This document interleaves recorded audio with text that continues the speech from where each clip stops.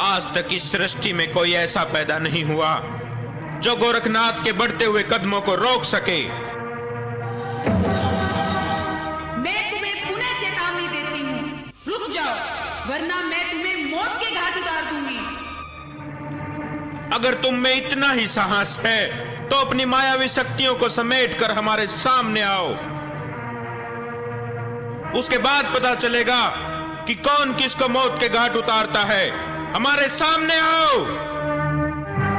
तो ठीक है गोरखनाथ, मैं आ रही हूं, तुम्हारी मौत बनकर।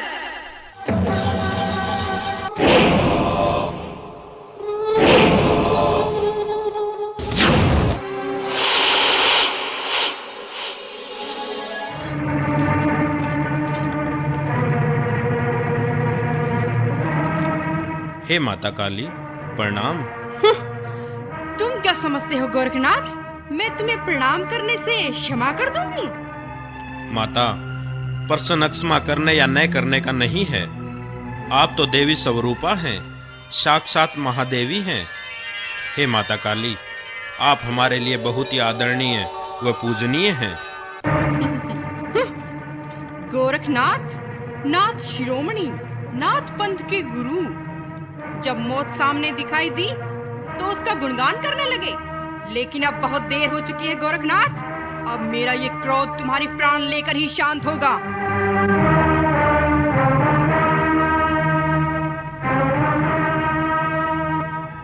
हे माता काली, आप मुझ पर इस तरह क्यों क्रोधित हो रही हैं? मैं उसका कारण जानना चाहता हूँ। सब कुछ जानते हुए भी अनजान मत बनो गोरखनाथ।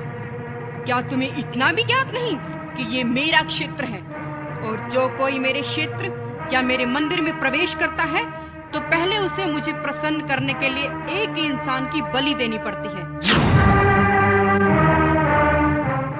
अगर जो कोई ऐसा नहीं करता तो मैं उसके शरीर के छोटे छोटे टुकड़े कर स्वयं ही उसकी बलि ले लेती हूँ।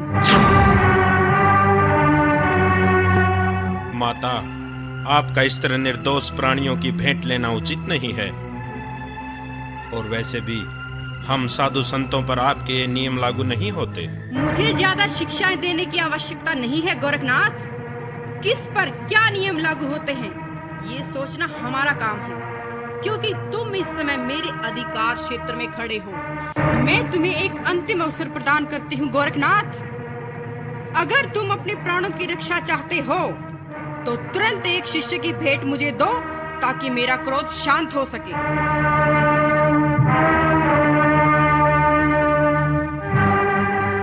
नहीं माता, नहीं। अपने शिष्यों व भक्तों की रक्षा करना मेरा परम धर्म है। मैं स्वयं के प्राणों की रक्षा के लिए अपने किसी शिष्य की बलि नहीं दूंगा। आपके जो मन में आए वो कीजिए माता। गोरखनाथ, लगता है तुम्हारा अपने प्राणों से मोह भंग हो गया है, तभी तो निर्भय होकर मुझे चुनौती दे रहे हो। तुम्हें शायद मेरी शक्तियों के बारे में ज्ञात नहीं है। मैंने बड़े बड़े दैत्य, चंड मुंड, शुभ निशुभ, रक्त बीज जैसे महाशक्तिशाली राक्षसों का सिर धड़ से अलग कर उनका रक्त पिया है। जब मैं अपने चंडी रूप में आती हूँ तो फिर इस सृष्टि में किसी भी देवता, दानव, मानव, यहाँ तक कि स्वयं भगवान में भी इतना सामर्थ्य नहीं जो मेरा सामना कर सके। और तुम एक मामूली धुनी रमाने वाले योगी। माता, लगता है आज तक आपका सामना किसी धुनी रमाने वाले योगी से नहीं हुआ, अन्यथा आपको उनकी शक्तियों के बारे में ज्ञात होता। हम योगी सैकड़ों हजारों वर्षों तक तप करते हैं तो भगवान को शक्ति प्राप्त होती है। हम जब कल्याण करते हैं तो ये संसार चलता है। स्वयं वर्मा के लिखे लेख को हम क्षण भर में बदल सकते हैं, लेकिन हमारे लिखे लेख को इस सृष्टि में कोई नहीं बदल सकता। माता, आज ये धुनी रमाने वाला योगी गोरखनाथ धरती, आकाश, पाताल व 10 दिशाओं को साक्षी मानकर आपको खुले शब्दों में चेतावनी देता है कि आपके जो मन में आए वो कीजिए। हम भी देखें कि आज हमारी योग शक्ति जीतती है या आपका अभिमान विजयी होता है। अब तुम्हें कोई नहीं बचा सकता गोरखनाथ।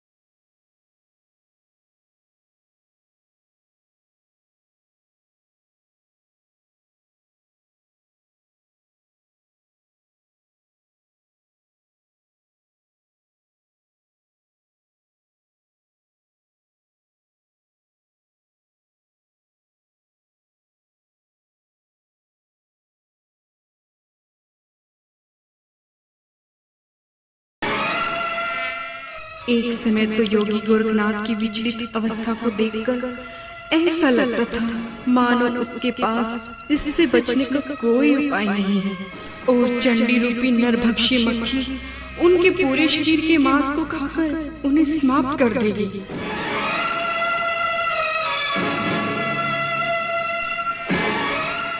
लेकिन तभी महायोगी गुरु गोरखनाथ जी ने अपनी योग शक्ति द्वारा अपनी 10 इंद्रियों व उनके सभी क्रियाकलापों को यानी अपने शरीर के सभी मार्ग बंद कर दिए। यहाँ तक कि उन्होंने अपनी श्वास प्रक्रिया को भी बंद कर दिया तथा अपनी योग शक्ति द्वारा अपने हृदय में भयंकर अग्नि जला दी, जिससे माँ काली उनके शरीर में बुरी तरह जलने लगी तथा बाहर निकलने के लिए छटपटाने लगी।